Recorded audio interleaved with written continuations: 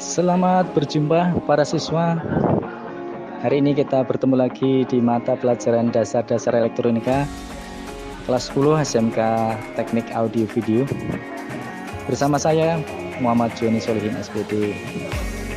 Selamat pagi, salam sehat selalu, sukses untuk Anda. Dan selamat mengikuti materi berikut ini. Tujuan dari pembelajaran ini yang pertama, para siswa harus bisa memahami jenis-jenis alat ukur dan cara penggunaannya. Kemudian menginterpretasikan atau membaca hasil pengukuran. Kemudian para siswa harus bisa juga merawat alat ukur listrik dan instrumentasi. Sehingga pada akhir pembelajaran dari modul ini, peserta didik memiliki kemampuan untuk menjelaskan jenis-jenis alat ukur, menjelaskan cara penggunaan alat ukur. Oke, kemudian mengapa kita harus melakukan pengukuran? Karena listrik itu sifatnya abstrak, listrik sifatnya tidak terlihat, sehingga pengertian dari pengukuran listrik adalah sebuah usaha untuk menyatakan sifat suatu zat atau benda ke dalam bentuk angka, sehingga listrik itu dapat dinilai atau dapat dinyatakan menjadi angka hasil pengukuran kita. Dan memang pengukuran itu mempunyai tujuan yang lebih luas, yaitu untuk mengetahui, menilai dan menguji besaran listrik. Jadi yang kita ukur memang listrik nih. Nah, kemudian alat yang digunakan sebagai pembanding atau penunjuk disebut sebagai instrumen pengukur. Iya. Jadi instrumen itu alat gitu ya. Gitu. Baik, kemudian kegunaan instrumen pengukur itu sangat luas dalam bidang penyelidikan, produksi, pemeliharaan, pengawasan dan sebagainya. Di situ kita sering dan harus melakukan pengukuran kelistrikan. Karena kalau kita awasi nilai tegangan yang masuk ke jaringan instalasi rumah kita, ke pesawat-pesawat elektronik kita, ini kalau terlalu besar nilainya, maka ini harus kita koreksi ya. Satu-satunya jalan kita harus mengukur dengan alat ukur. Oke. Kemudian para siswa sekalian, sebelum lanjut ya, tahukah kalian tentang alat-alat ukur listrik itu? Apa saja? Alat-alat ukur listrik itu apa saja? Karena ya dalam kelistrikan itu ada tegangan. Alat pengukur tegangan itu apa? Kalian harus tahu ya. Kemudian pengukur listrik itu apa? Pengukur arus listrik itu apa? Karena ini beda-beda. Kemudian pengukur tahanan itu apa? Alat ukurnya. Pengukur frekuensi itu namanya apa? Kita harus kenal itu. Karena kita ini orang-orang elektronika yang besok ketika kita bekerja itu selalu berhubungan dengan alat-alat pengukur ini. Gitu. Dan kita harus bisa menjelaskan dengan baik. Tidak hanya menjelaskan saja, tetapi juga menggunakan alat ukur itu. Serta yang tidak lupa merawatnya. Karena alat ukur yang kita gunakan ini harganya relatif mahal. Memberikan penjelasan tentang besaran listrik yang dapat kita ukur, yaitu besaran listrik yang sering kita jumpai dalam bidang industri, yaitu arus listrik. Arus listrik itu satuannya ampere. Kemudian tegangan itu satuannya volt. Tahanan itu resistor ya, atau tahanan itu nilainya satuannya ohm ya. Daya itu satuannya watt, frekuensi dan lain sebagainya. Inilah besaran-besaran listrik yang bisa kita ukur, dan masing-masing dari besaran itu ada alat pengukurnya. Untuk besaran-besaran listrik dan singkatannya pasti kalian masih paham. Ada besaran arus listrik itu simbolnya I, satuannya ampere. Tegangan itu simbolnya E, satuannya volt, kemudian disingkat dengan V. Tahanan itu R, kemudian satuannya ohm. Oke, semuanya sudah paham tentang besaran listrik dan sudah dibahas di fisika, di pelajaran-pelajaran lainnya. Oke, untuk rumus ini kalian harus paham ya. Jangan sampai lupa. Karena apa? Karena ahli teknik harus menguasai penggunaan alat ukur dengan baik. Karena Anda semuanya para siswa di SMK ini diproyeksikan menjadi teknisi yang profesional. Teknisi yang profesional itu masa depannya cerah. Namun teknisi yang profesional itu yang menguasai bagaimana cara pengecekan tegangan, menguasai bagaimana cara mengukur arus, menguasai bagaimana cara mengukur frekuensi keluaran dari pesawat audio, amplifier. Itu semua ketika Anda sudah mampu menguasai, Anda bisa dikatakan profesional.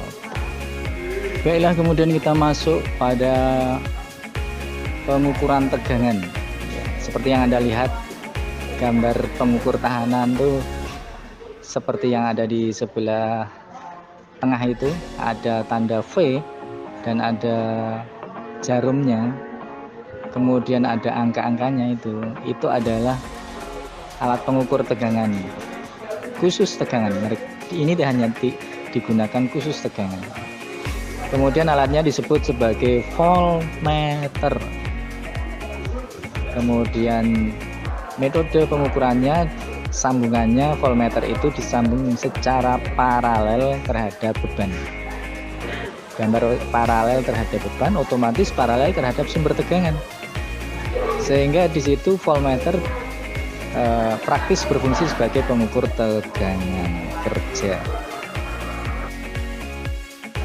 Oke. Kemudian pengukuran arus listrik, alat ukurnya ampermeter.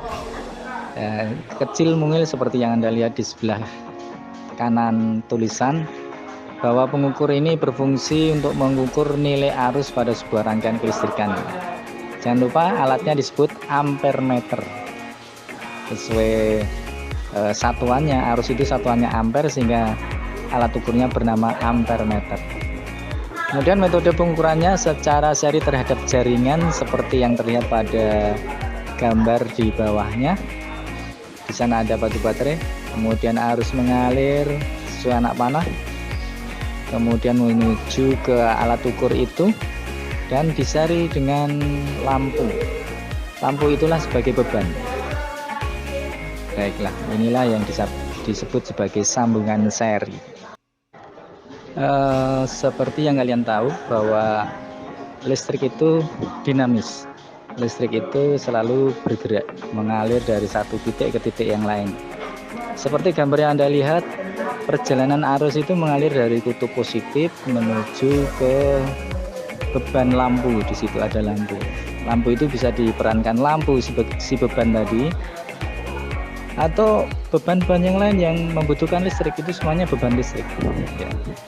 Arus mengalir dari titik positif menuju ke beban. Dari beban, arus itu mengalir berputar menuju kembali ke sumber tegangannya. Di situ sumber tegangannya adalah baterai pada kutub minus. Nah, berikutnya pengukuran tahanan.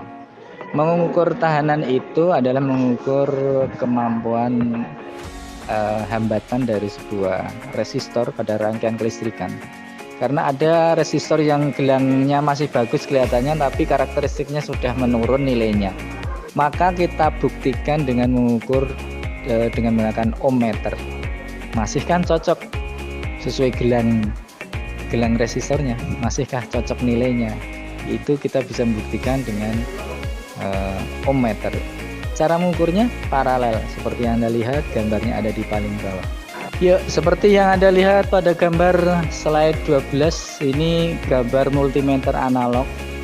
Mengapa dinamakan analog? Karena dia bergeraknya berdasarkan pergerakan jarum penunjuk yang diputarkan oleh gaya gerak listrik atau medan kelistrikan yang ada di dalam perangkat ini.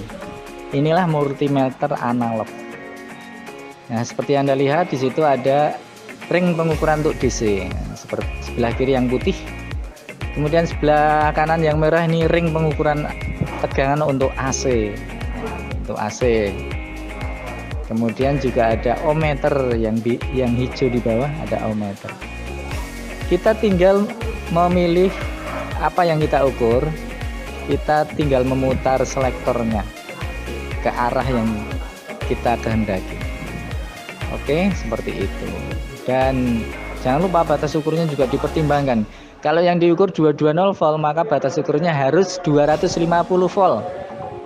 Tidak boleh di bawahnya yaitu 50 volt. Nanti di bawah 50 volt itu nanti alat ukurnya rusak. Jadi kalau mengukur tegangan itu harus mempertimbangkan besar dan kecilnya tegangan, sehingga batas ukurnya kita sesuaikan harus lebih besar dari yang diukur. Oke, akhirnya yang kita sering bertanya mengenai alat multitasker, inilah gambaran lengkapnya. Pada kotak nomor 1 itu pointer ya, pointer. Kotak nomor 2 itu gambar skala ya, skala penunjukan, nanti ada angka-angka itu adalah skala.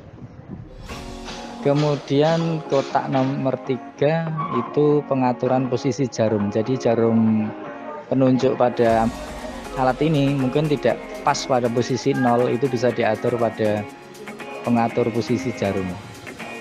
Yang keempat itu ohm adjust ya, ohm adjuster. Jadi untuk mengatur ketika kita mengukur tahanan. Nomor 5 itu adalah selektor, seperti yang kita bahas tadi, selektor batas ukur. Kemudian untuk memilih itu ya, selektor itu. Kemudian yang keenam terminal. Terminal nanti ada sambungan kabel merah hitam biasanya. Yang merah itu plus, yang hitam itu negatif, untuk kabel pencolok ke arah yang benda yang kita ukur. Kita berikan penugasan untuk kalian siswa. Saya persilahkan untuk mengelaborasi fakta dan konsep tentang penggunaan alat ukur elektronika. Silahkan Anda mencari bahan-bahan materi tentang elektronika, pengukur elektronika, kemudian perawatan alat ukur, bagaimana caranya. Silahkan berdiskusi kelompok untuk mendapat informasi, untuk mendapat pengetahuan yang kemudian ditulis, dideskripsikan dalam sebuah laporan pribadi maupun kelompok. Anda bisa berdiskusi dan praktek sesuai tema dalam kelompok. Kelompok 1 Anda membahas tentang ampermeter, kelompok 2 Anda membahas tentang voltmeter, kelompok 3 Anda membahas tentang ohmmeter. Ini pertemuan yang pertama, ada 3 topik bahasan yang akan Anda praktekkan, Anda diskusikan dengan teman-teman kalian. Dan tugas nanti melekat pada setiap peserta didik. Tercapai atau tidak tercapai hasil keilmuannya mengenai pengukuran itu nanti diukur di sini. Kemudian di sini Anda bisa juga melihat dan bagaimana membuat laporan sesuai tema dalam kelompok, dan ini disebut sebagai lembar kerja peserta didik. Kelompoknya siapa, kelas apa, program studi apa, dan nama anggota kelompoknya siapa saja. Di sini per kelompok berjumlah 5. Sementara itu pada tabel lembar kerja ini ada rangkaian. Yang pertama yang akan kita ukur rangkaian 1 daya. Tegangan input dari rangkaian 1 daya itu berapa? Berarti kita harus mengukurnya dengan voltmeter. Tegangan output 1 daya itu berapa? Itu kita harus mengukur juga dengan voltmeter. Dan sesuai dengan judul dari tema yang Anda praktekkan. Oke, thanks. Any question? Adakah pertanyaan selanjutnya dari para siswa? Di sini forum bertanya, silakan para siswa bertanya materi yang bisa kita jawab hari ini, kita sampaikan hari ini. Dan apabila yang belum bisa terjawab hari ini, silahkan dilanjutkan bertanya lewat grup WhatsApp kelas mapel kita. Oke, tibalah kita menyimpulkan hasil pembelajaran kita hari ini. Kemampuan mengukur besaran listrik bidang elektronika memang sangat dibutuhkan dalam pekerjaan keteknikan. Maka selain kita bisa memakai alat ukur, seseorang teknisi juga harus dapat merawat alat ukur dengan baik sehingga dapat dikatakan profesional. Dan kemudian dalam pelaksanaan pengukuran kelistrikan, aspek K3 juga sangat penting diperhatikan supaya keselamatan jiwa kita terjaga, juga keselamatan alat-alat ukur kita juga terjaga.